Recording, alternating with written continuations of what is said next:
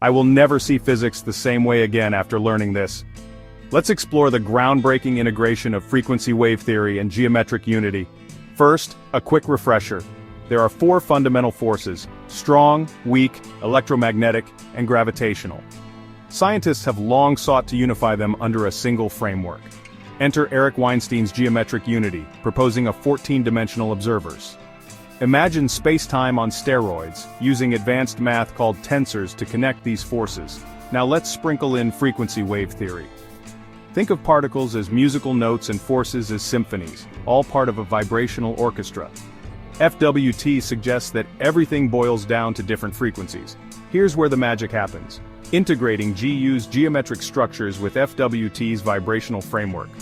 Picture the 14D observers resonating like a cosmic concert hall where particles are frequency nodes and forces are frequency bands. What could this mean?